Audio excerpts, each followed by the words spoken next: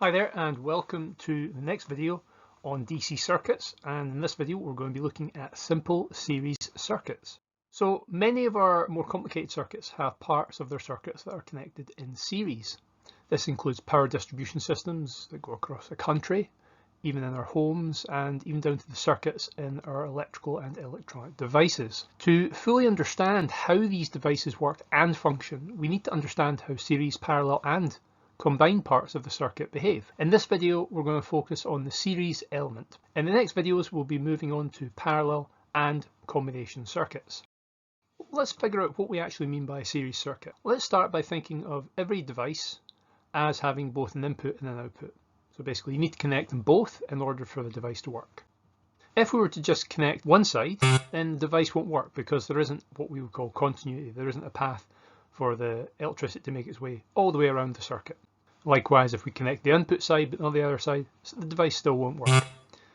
It's only once we connect both sides that then the device will work. If we were to go ahead and add another device so that the output of the first device now attaches to the input of the next device, we would consider them connected in series with each other. And this is us actually having built our first, most basic series circuit with two devices connected in series with each other. Of course, we could keep going and add another device. So that's us added a third device now in series. The key point here is that the output of one device connects directly into the input of another device, and they all connect together into one complete circuit from the negative around to the positive side of the battery. Now, if you've had a look at any of these kind of diagrams before, when they start getting annotated with voltages and resistances and currents and so on, it becomes very, very busy very quickly. It gets very complicated. So before we get into the calculations, let me introduce you to some of the basic terms and what they actually mean. So what we can see here is a representation of the circuit we just saw in the previous couple of slides, where we've got our three components. In this case, we're using three resistors, and they are now connected in series. The output of R1 connects onto the input of R2, and so on. This then forms a closed loop, which is a complete series circuit.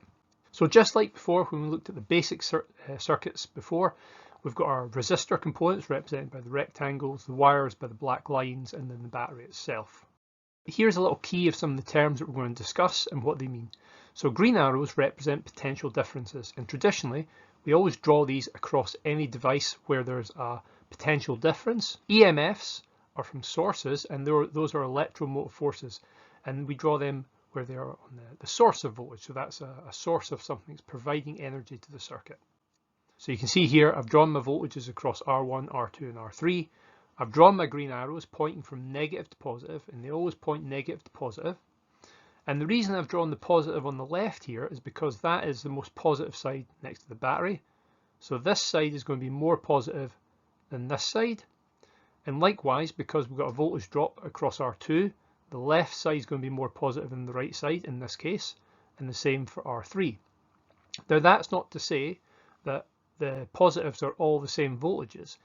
All it's saying is that this side of the resistor, the left hand side, happens to be more positive than the right hand side.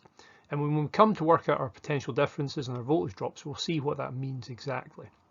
But for right now, what we need to know is that we draw our potential difference indicators going from negative to positive.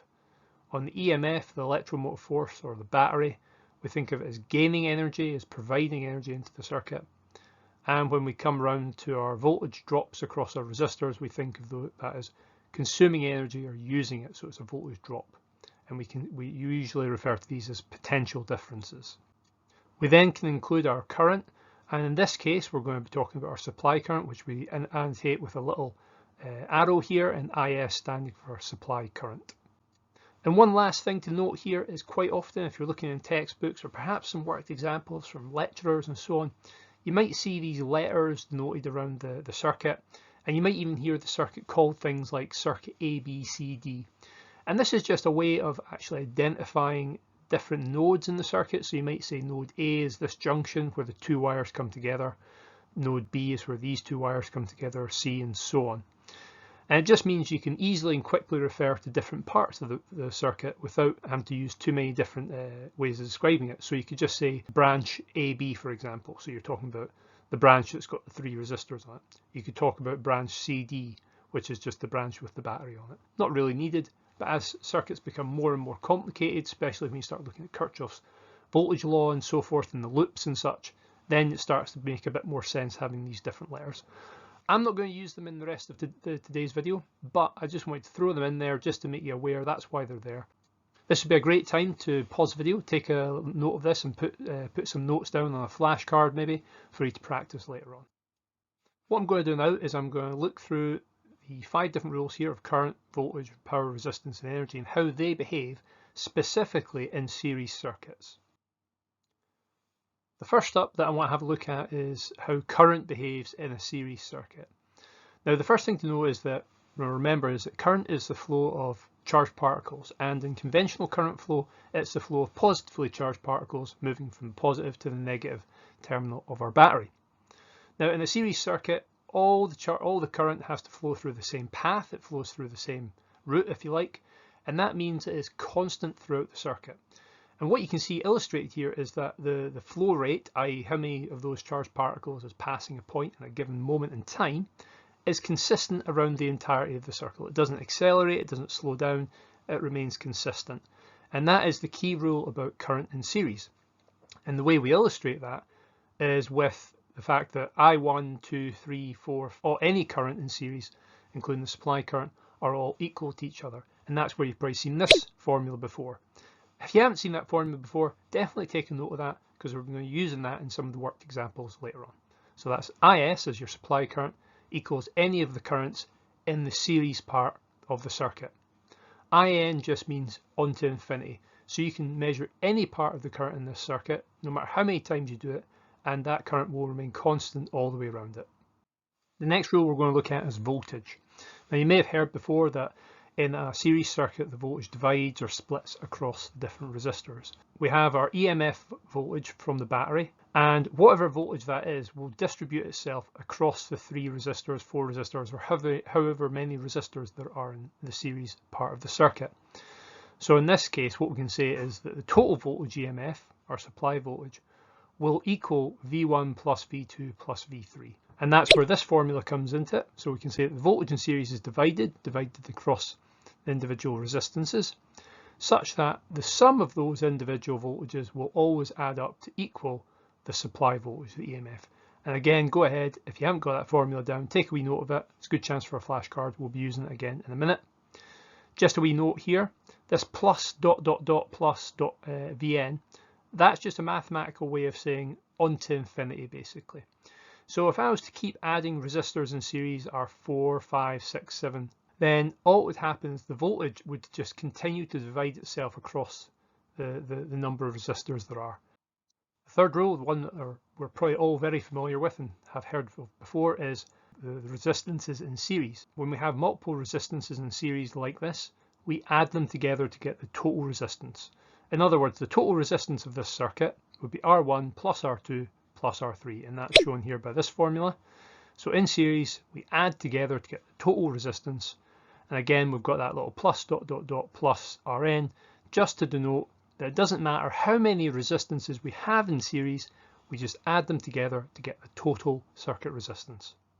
Okay, and this is a rule that you may not have come across before. It's not one that's often talked about or really mentioned, and that is how power and energy respond in a series circuit. Now the good news is that power and energy behave in a series as they do in a parallel as they do in combination circuit. And the easiest way to say that is that the individual powers of all components always add up to give you the total power of the circuit. What that means is if we have 3 resistors, and we have power of resistor 1, P1, P2 and P3 for resistor 3. If we were to add those powers together, we would get the total power that is being consumed, used by the circuit. And in this case, in an electrical circuit with resistors, what's happening is we're measuring the rate at which electrical energy is being converted into heat energy in the case of resistors. If these were bulbs or LEDs, we'd be looking at the rate at which electrical energy is being transferred into light energy instead. And just as a reminder, power is joules per second, how quickly we're converting from one form of energy into another.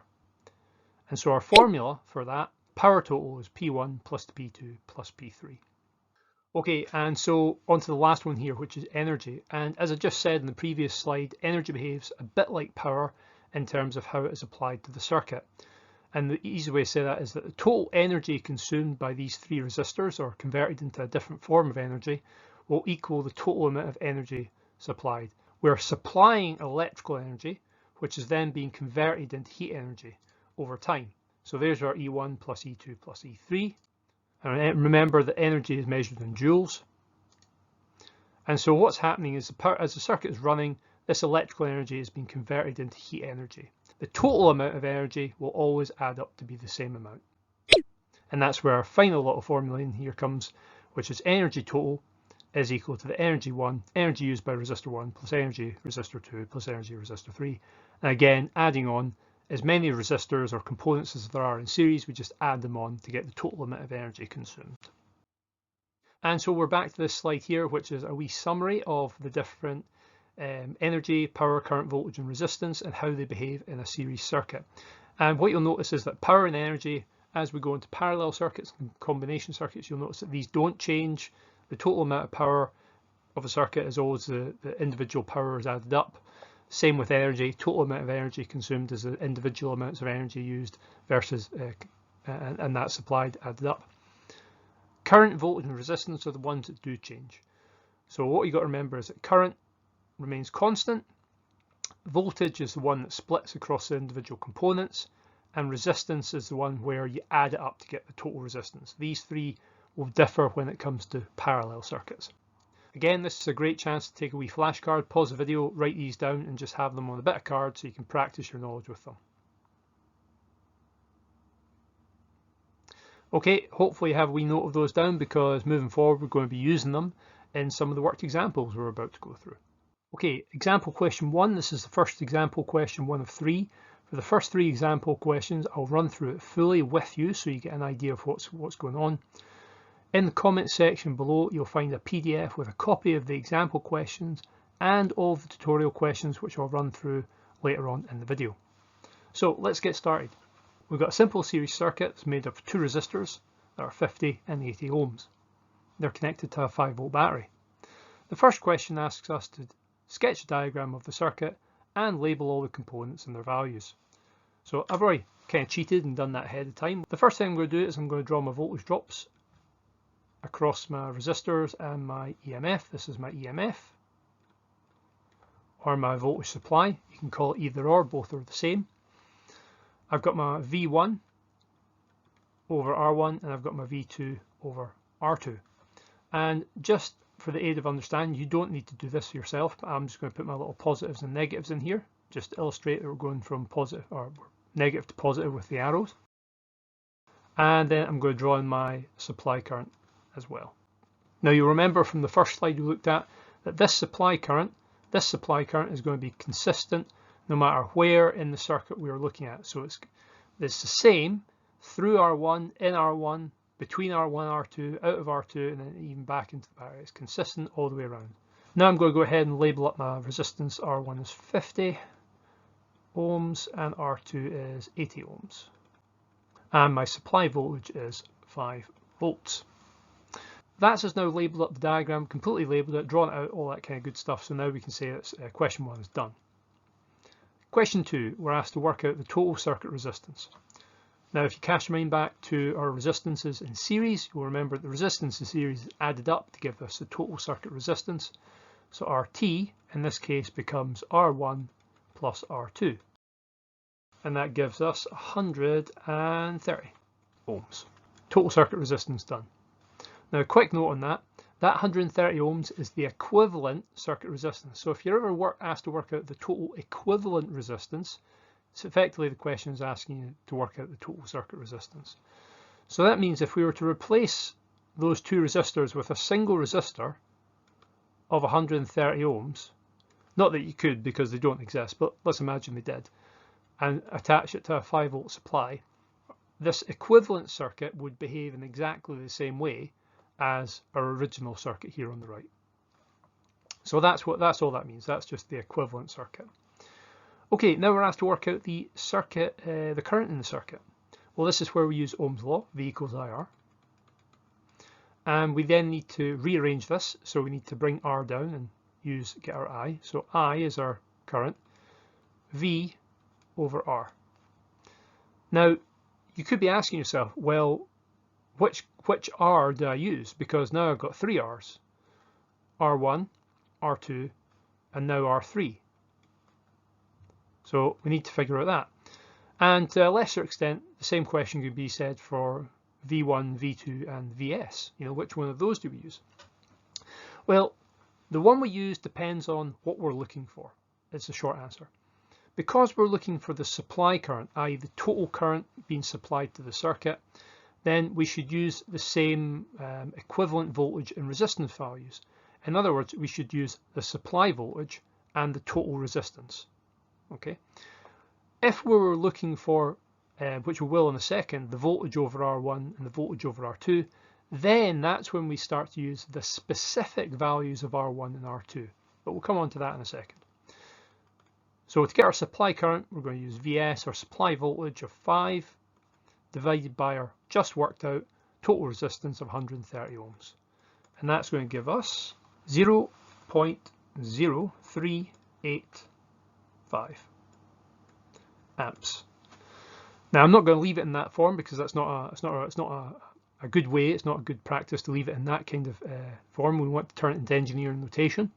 So what I'm going to do is, in this case, I'm going to move the decimal place 3 to the right, 1, 2, 3, and so that's going to convert it into milliamps for me. So I can now say that my supply current is going to be equal to 38.5 milliamps.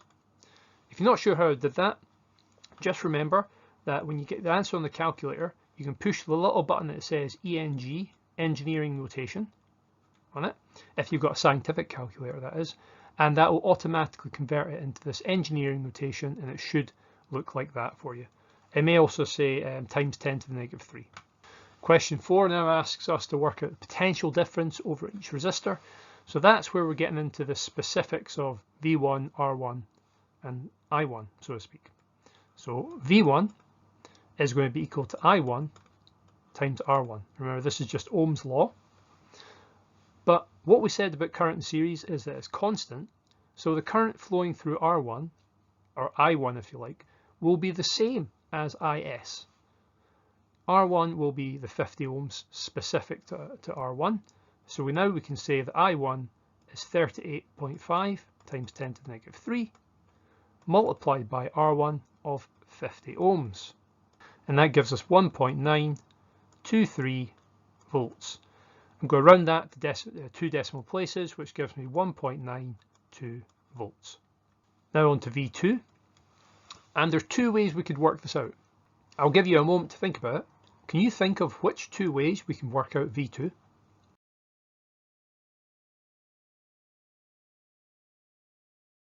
The first is the one we're replicating the method we've just done, which is V2 is equal to I2 R2. Or if we know that the total voltages of VS is equal to 5 volts, and we know the voltage over V1, that means that whatever is left over must be equal to V2. So we could also say that V2 is our supply voltage minus V1. So let's do it both ways just to confirm that we're actually right on that and we've not made a mistake. So V2 is going to be 38.5 times 10 to the minus 3 multiplied by R2 of 80. And that gives us 3.08 volts, or we can say that V2 is equal to 5 minus V1, which is 1.92, which equals, funnily enough, 3.08 volts. So actually, both methods work. We can confirm that, so we can actually use either when it comes to working out V2. Right, I've kind of run out of space on the page here. So what I'm going to do is I'm going to clear up some bits and pieces. I'm going to make some space, and then I'll be right back and we'll carry on with the rest of the questions. For question 5, to determine the power of each resistor. Right, well, we need to think about what our formulas for power are. So power equals IV.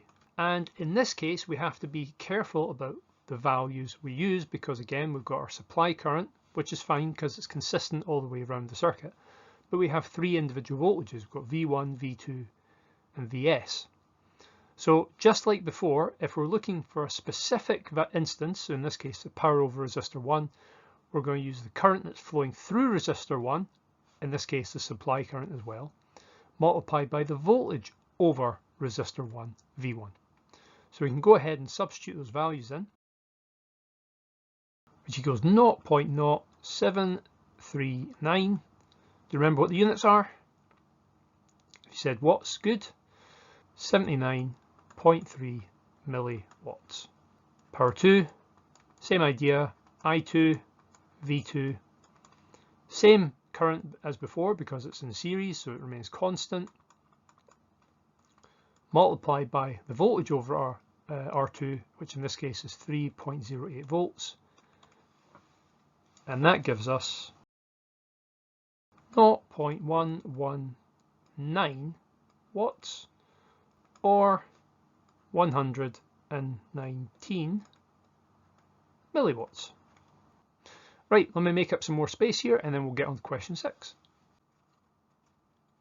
Okay, question 6. Determine the energy consumed by each resistor after 60 seconds of operation. So now we're interested in how much heat energy, if you like, have they produced after 60 seconds of operation. And for that we're going to use our energy formula, E equals P times T. Some people like to use W. If you use W, stick with W, that's absolutely fine. Doesn't matter, both are exactly the same. So we've got energy is equal to power times time. So in this case, the energy consumed by resistor 1 is going to be the power of resistor 1 multiplied by its time of 60. So that is going to be 79.3 times 10 to the minus 3 multiplied by our 60 seconds. And that gives us a total energy consumption of 4.76 joules. Energy 2, power 2, time equals 119 times 10 to the minus 3 multiplied by 60 once again, which equals 7.14 joules of energy. So let me just quickly run through where we get marks here. So in terms of annotating the diagram, obviously usually there's a mark allocated for neatness, so making sure there's straight lines and such. Got a correctly drawn battery, so the symbol's right in terms of the positive side being longer, the negative side being shorter. We've correctly identified the plus and minus, so that's good. We've labelled it correctly as the EMF or the VS, which is good. We've got our supply current in here, it's flowing the correct way for conventional current flow, that's good. We've indicated our voltage drops correctly for V1 and V2, and we've correctly labelled R1 and R2 as 50 and 80 ohms respectively. For question 2, we've written our formula in the correct format, so that's given us a mark for that. We've correctly substituted in 50 and 80, so that's given us a mark for that.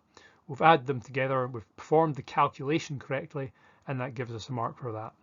It's very important that we do the first 2 steps here, because I don't think I've said it before in the previous videos, but if you don't include the formula, you don't get the mark for it. If you don't include the substitution, you don't get the mark for it.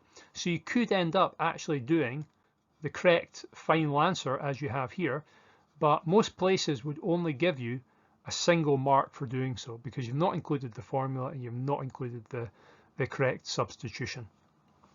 Okay, on to question 3, which was the supply current. So we've got a correct formula, correct substitution, and correct final answer to the right, correctly rounded up as well with the units. Question 4 was to determine the potential difference over each. I've only got the final answers here, but you did see I had the full working out. So again, formula, substitution, answer with units. Same for question 5 for the powers, and then question 6 for the energies. Each individual energy, E equals P1T, substitution, answer. Now a note on this is this probably wouldn't be worth 6 marks. A question like this and question 5 would probably be only worth 5 marks. And the reason being is you wouldn't get a mark for the same formula twice. Okay, you would only get one mark once. So even though it's different instances of the same formula, you wouldn't get multiple marks for that for different instances of it. Okay, let's move on to the next question. Example question 2. A simple series circuit is made up of two resistors. R1 and R2 have potential differences of 8 volts and 4 volts respectively. The current supply, or the supply current, is 1.2 amps. So a quick note on the circuit itself. You might think the arrangement looks a bit odd. So the reason I've done this is just to illustrate that you don't have to have the arrangement of the resistors always be in the same layout for it to be considered in series. So this is still a series circuit. It still goes positive to negative. The input or the output of R1 connects onto the input of R2. There isn't really an input and output. There's no direction to these components, but you've got to call them something. You call it the head and the tail if you like. The tail of R1 connects to the head of R2. However you like to describe it, it still connects in series. And that's something that I've seen through a lot of students. They get too much into the habit of expecting to see resistors laid out like this in series. And as soon as you throw something like a third resistor, which just happens to be around the corner, or you change the orientation of the battery slightly, it completely blows their mind and they think, oh, what's going on here? Is this parallel? No, it's not. It's still in series. So don't get caught out with that. This time, however, you'll notice that we don't have resistances, we have voltages. And when it says potential differences of 8 volts and 4 volts respectively, that's just a way of saying that 8 volts goes to R1 and 4 volts goes to R2. So we can go ahead and label these up. So we've got positive, positive, negative, coming around the circuit, positive, negative. This is where the arrows start to become important. So we don't know what the supply voltage is just yet, but we know that this is 8 volts for V1, and we know that V2 is equal to 4 volts. We also know that the supply current, IS, is equal to 1.2 amps. Now I drew it there, I could have drawn it here, because it's also going to be 1.2 amps here, and it's going to be 1.2 amps here, because remember, it's a series circuit, current remains constant. So we've got our two voltages and we've got our current as well. So that's just basically labelled everything we can. I suppose the other thing we could do is we could label up VS for supply, or VE, MF if you like. And I'll jump between the terms VE, MF, VS. It doesn't really matter, that all means the same thing.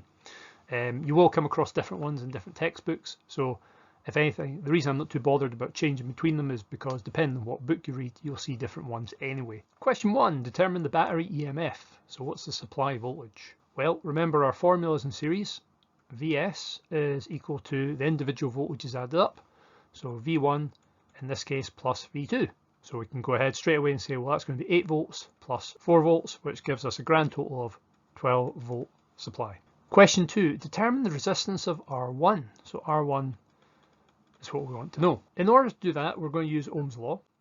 But just like we did in example question 1, we're going to use a specific instance of that Ohm's law. And in this case, it's going to be V1, I1, R1. We now need to rearrange. So R1 becomes V1 over I1. And so we can now say that, well, V1 is 8 volts divided by the current flowing through R1, which we know is 1.2 amps. And that's going to give us our resistance, 6.67 ohms of resistance. Question 3 is same question, asking us for the resistance of R2. So R2 is just going to be V2 over I2, which equals 4 divided by 1.2. And there we get 3.33 ohms. Part 4, calculate P1 and P2. So that's the power of resistor 1 and the power of resistor 2.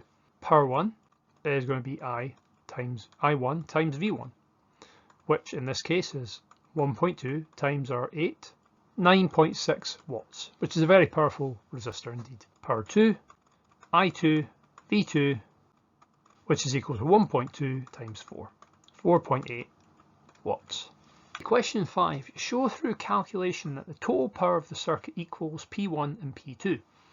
Now these are tricky questions because unless you know how to answer them, and that sounds a bit silly, unless you know what it's asking you, you might end up answering in the wrong way and not getting the full marks. When it says show through calculation, what it's actually wanting you to do is it isn't just wanting you to add them together and say, well, you know, 9.6 plus 4.8 equals, and therefore that's the total power. it wants you to demonstrate it through two sets of calculations. What it needs you to do is it needs you to say, well, PT is equal to P1 plus P2, which is also equal to PT, which is equal to I supply times the voltage supply. So it's wanting you to do it through these two methods. So it wants you to add these two powers together and see what you get. And that'll be this PT if you like. And then it wants you to do the supply current times the supply voltage and then show those two numbers equal the same thing. So let's do that. So power T equals I supply times voltage supply, which is 1.2 times the supply voltage of 12, which equals 14.4 watts. Now, we need to show that 9.6 plus 4.8 equals 14.4, so we could say that 9.6 plus 4.8 equals 14.4. So by doing those two sets of calculations, we can now say that P1 plus P2, 9.6 plus 4.8 equals 1.2 times 12.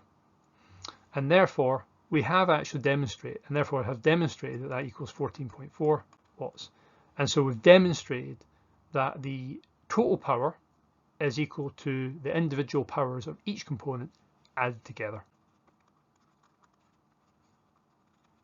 Let's have a look at question 6 now. Calculate the energy consumed by R1 after 60 seconds. So we're looking at a specific instance for R1. So E1 is going to be equal to P1 times the time of 60 seconds. So in this case, P1 was equal to 9.6 watts multiplied by 60, and that's going to give us 576 joules of energy. Question 7. Calculate the energy consumed by the circuit after 2 minutes. It's asking us for the total circuit energy, so that's going to be the ES, which is equal to PT times the total time. So in this case, that's going to be power total, which is our 14.4, multiplied by 2 minutes.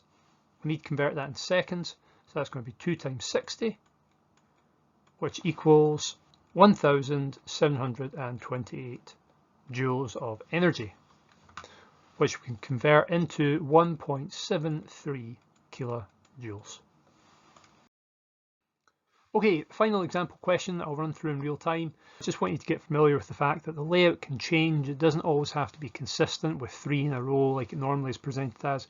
It can be in any format, and that's where it becomes important to understand the concept of what a series circuit is rather than just trying to rote learn a specific diagram. Okay, so we've got 3 resistors here connected to a 24 volt supply, and after 10 minutes of running, so at 10 minutes, it's consumed 10 kilojoules of energy. So energy total is 10 kilojoules. Question 1, determine the supply current. Right, so this is a slightly more complicated question because it's not straightforward in terms of doing a single formula and that gives us the answer straight away. We now need to say, well, how can we actually use what knowledge, information we have to get to the current? We've got energy and we've got time. So we know that E equals PT. We've also got voltage, and if we can get to power and we know that P equals IV, then that means we can rearrange to say that well, I is equal to P over T, or P over V, and that will actually give us our current. So we need to go through a couple steps in order to get to our current here. So power is energy over time, which in this case is 10,000 joules, 10 kilojoules, divided by time of 10 minutes, which is 10 times 60. And that's going to give us a power of 16.67 watts. Now we can go ahead and substitute that into our second formula to get the current, which we said was I is the power divided by the voltage. So in this case, I is going to be equal to their 16.67 divided by our voltage of 24, which equals 0.695 amps or 695 milliamps. Question 3. If all 3 resistors have the same value of resistance, determine the resistance of each resistor. Right. So this is a bit of a trickier question. Hopefully you had a go at it. But what we're told is that R1, R2 and R3 are the same. So if we work out the total resistance, we can just split that over the 3 or divide it by 3 to get the total, the resistance of each individual resistor. So let's see how I would do that. Well, V equals IR. Because we're wanting the total resistance, that means we need to use the supply current and we need to use the supply voltage. RT is going to be VS over IS. So that's going to give us 24 volts divided by our supply current of 695 times 10 to the minus 3. That gives us a total resistance of 34.5 ohms. If they're all the same, then we know if we divide that by 3, we'll get the individual values. How can we write that out? Well, we could say that R1 equals RA, which equals R2, which equals RA, which equals R3, which equals RA. Therefore, RT is equal to RA plus RA plus RA, which is 3RA. We can say that 3RA is equal to 34.5, and then we can just divide 3 on both sides, so we can say that RA, or the individual resistance, is equal to 11.5 ohms. Okay, determine the voltage drop over each resistor. Well, there's 3 resistors and they each have 11.5 ohms of resistance. So there's 2 ways we can do this. Both are equally valid. We can do it the calculation based way where we work it out for each resistor. Or there's another way we can do it, and I'll let you have a think about that and I'll tell you once we've done it the other way. So the first way is we can say, well, V1 equals I1R1, which in this case is equal to our current of 695 times 10 to the minus 3 times R1, which is, we just worked out as 11.5 ohms. And that works out to be 7.99 volts. If we then do V2, well, it's going to be I2R2, which is going to be the same calculation of 695 times 10 to the minus 3 times 11.5, which also gives us 7.99 volts. And V3 would be exactly the same, 695 times 10 to the minus 3 times 11.5, which equals 7.99 volts. So you may have quickly identified that actually the easiest way to do it, and the alternative way of doing it, would just be simply to say, because all 3 resistances are the same, we could just do 24 divided by 3, which would actually give us 8 volts over each resistor. When we have 3 resistors or multiple resistors of the same value, we can then see that the voltage splits evenly across those resistors. But I have to stress, this is only the case when the 3 resistors are the same value.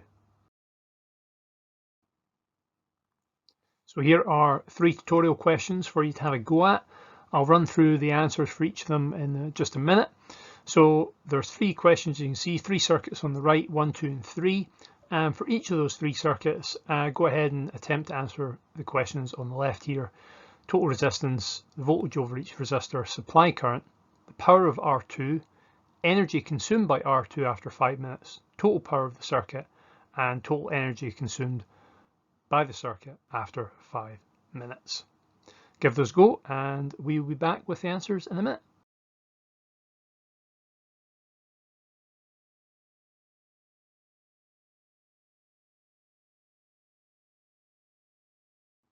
Alright everyone, hopefully you've had a shot of those tutorial questions. I'll run through the answers here.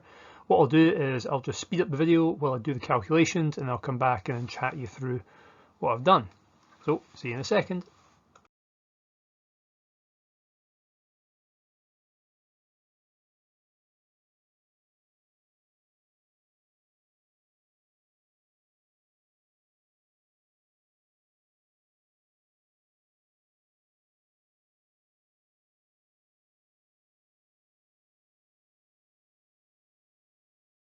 For question 1, total resistance, series circuit, R1 plus R2, 35 plus 55 gives us 90 ohms of resistance.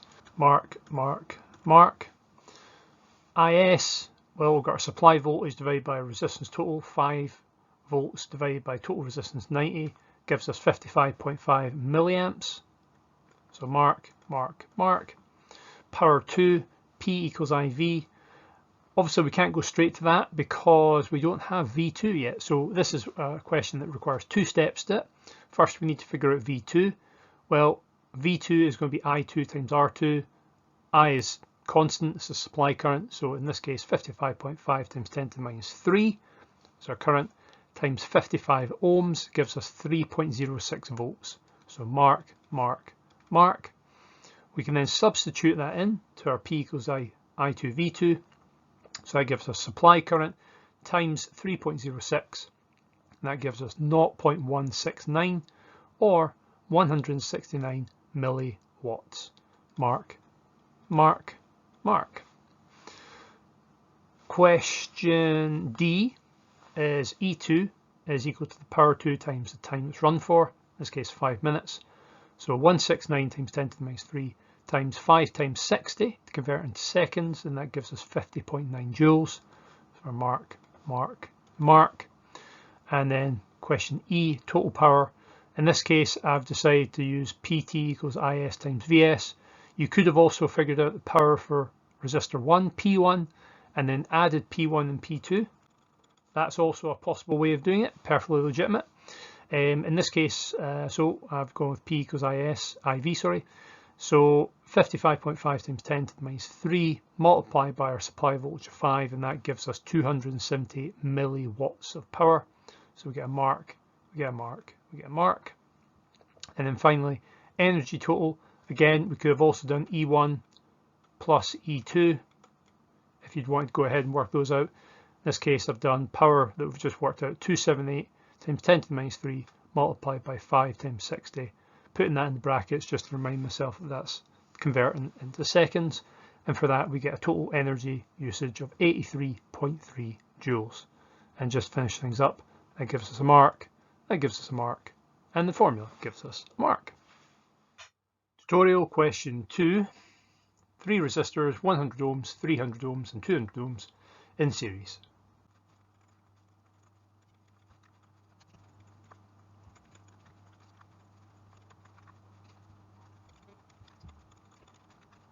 Question 1, we're asked to work out the total resistance. In this case, R1 plus 2 plus 3, and that gives us a total of 600 ohms. For question 2, it's the supply current. So in this case, we're going to use a supply voltage of 12 volts divided by the total circuit resistance of 600, and that gives us 0.02 amps. Or if we convert that into milliamps, to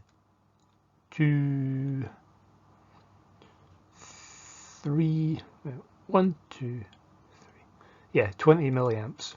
Power 2, I2 times V2. Well, we don't have V2, so we got to go and work that out, and you probably saw me do that during the little annotation there.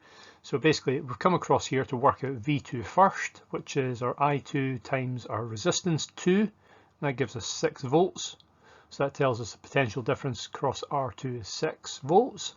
We can plug that into P2 equals I2 V2 for 0.02 times 6, which gives us 0.12 watts. Part D, we're asked to work out the energy consumed in resistor 2, so that's power 2 times time, 0.12 times 5 times 60 to convert into seconds, and that gives us 36 joules.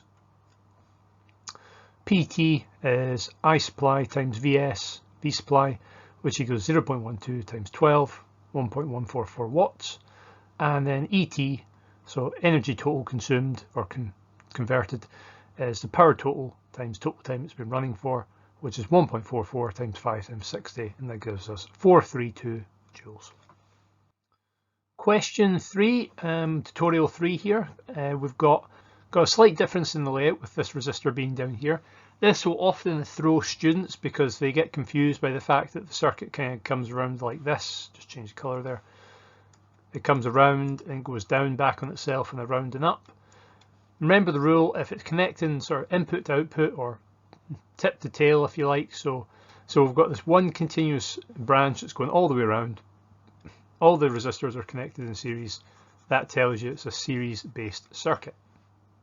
Okay, we could redraw that. There's absolutely nothing wrong with just redrawing that as the resistors all in a straight line if that helps with the visualization, like so. That's absolutely fine. Okay, that's the same circuit, just drawn slightly differently. Okay, but you don't need to do that. That's just to illustrate that they are all in the same branch, if you like.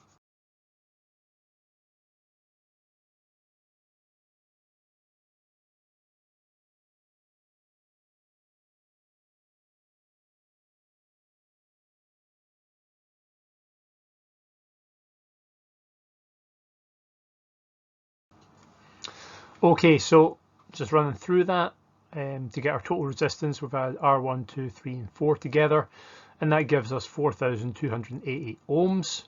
Our supply current is 5.61 milliamps.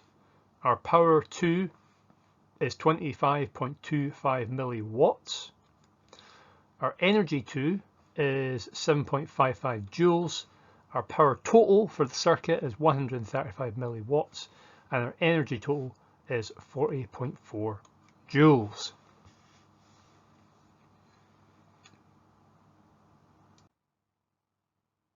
Alright, thanks very much for watching the video, guys. Hopefully you found that useful. In terms of what's next, once you've completed the tutorial questions that we've just gone through there, if you look through the rest of the PDF that's attached in the comments below, you'll see there's further questions. I would recommend having a go at the rest of those questions, getting that done.